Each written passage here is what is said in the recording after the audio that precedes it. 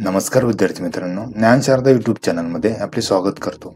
बघा विद्यार्थी मित्रांनो, जिल्हा न्यायालय भरती संदर्भात ज्युनियर क्लर्क अँड प्यून हमाल या संदर्भात नोटीस प्रसिद्ध झालेली आहे. तरी बऱ्याच विद्यार्थ्यांची मागणी होती की हॉल तिकीट डाउनलोड कसे करावे आणि एक्झाम डेमो या संदर्भात माहिती सांगा. त्या संदर्भात आपण हा व्हिडिओ घेऊन आलेलो आहोत.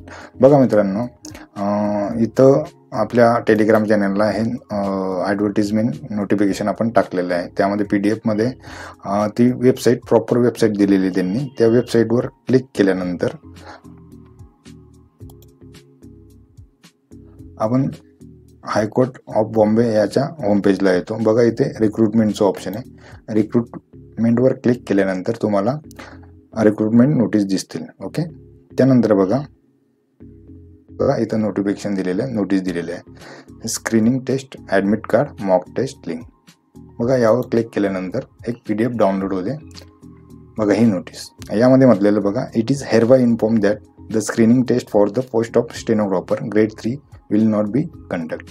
बघा स्टेनोग्राफर या पदासाठी टेस्ट नाही आहे. ओके, फक्त टेस्ट ज्युनियर क्लर्क आणि प्यून हमाल या पदासाठी आहे. ओके,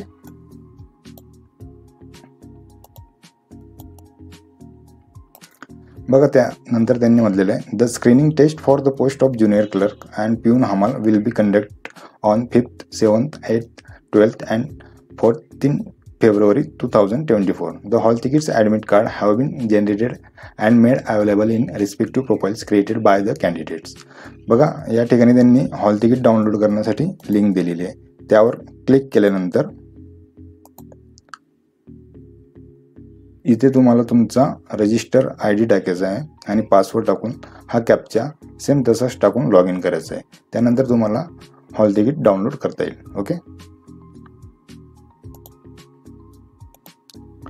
त्यानंतर बघा इथं त्यांनी सूचना दिलेली आहे. याद्वारे कळविण्यात येते की जिल्हा न्यायालय भरती 2023 मधील कनिष्ठ लिपिक व शिपाई हमाल या पदासाठीची स्क्रीनिंग चाचणी ही राज्यातील परीक्षा केंद्रावर वेगवेगळ्या सत्रामध्ये घेण्यात येणार असून प्रत्येक सत्राच्या प्रश्नपत्रिका वेगवेगळ्या असतील.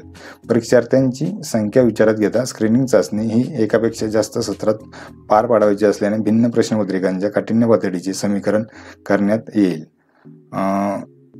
त्यासाठी मीन स्टँडर्ड डिव्हिजन मेथड पद्धतीचा अवलंब करण्यात येईल. ओके, नॉर्मलायझेशन करण्यात येईल. ओके, बघा तुमची एक्झाम ही 5 तारीख, 7 तारीख, 8 तारीख, 12 आणि 14 या दरम्यान होणार आहे. ओके, बघा तसेच त्यांनी खाली आपल्याला एक्झाम डेमो दिलेला आहे. बघा ज्युनियर क्लर्कसाठी यावर आपण क्लिक केल्यानंतर आपण या इंटरफेसला येतो. बघा होम पेजला तुम्हाला लॉग इन ID आणि पासवर्ड दिसेल. हा सध्यापुरता तोच ठेवायचा आहे. त्यानंतर इथे बघा साइन इनचं ऑप्शन आहे. त्यावर क्लिक केल्यानंतर तुम्हाला एक्झाम डेमो दिसेल. ओके, बघा इथे आपल्याला लँग्वेज सिलेक्ट करायची आहे. तुम्हाला जी लँग्वेज सोयीस्कर असेल तुम्ही ती ठेवू शकतात, इंग्लिश किंवा मराठी. बघा इथे सर्वसामान्य सूचना दिलेल्या आहेत. परीक्षेचा ऐकून कालावधी 40 मिनिटे, प्रश्नांची संख्या 40, ऐकून गुण 40. ओके, या सूचना तुम्ही वाचू शकतात.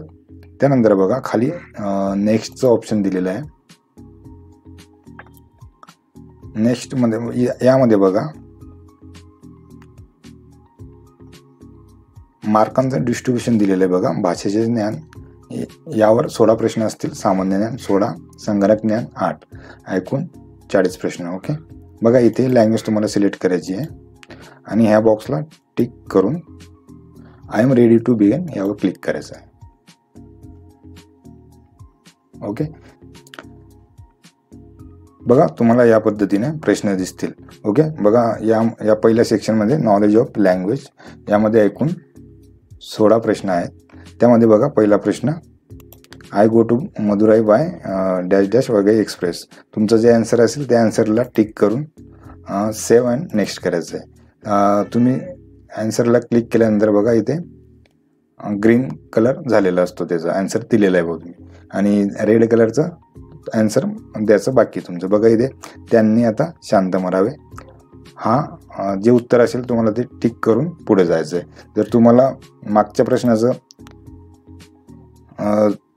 आन्सर चेंज करायचं असेल तर इथं क्लिअर रिस्पॉन्स करून तुम्ही आन्सर चेंज करू शकतात. ओके, आणि सेव्ह अँड नेक्स्ट. ओके, बघा तुम्ही बाय डिफॉल्ट दुसऱ्या प्रश्नावर येशील आन्सर सेव्ह करून. ओके, त्यानंतर बघा जनरल नॉलेजचे प्रश्न दिलेले आहेत. जनरल नॉलेजवर आपल्याला 16 प्रश्न विचारलेले आहेत. त्यानंतर कॅम्प्युटर नॉलेजवर 8 प्रश्न विचारलेले आहे. एकूण 40 प्रश्न विचारलेले आहेत. ओके, त्यानंतर बघा तुमचा सर्व पेपर झाल्यानंतर तुम्हाला इथे सबमिटचं ऑप्शन दिसेल. ओके, यावर सबमिट केल्यानंतर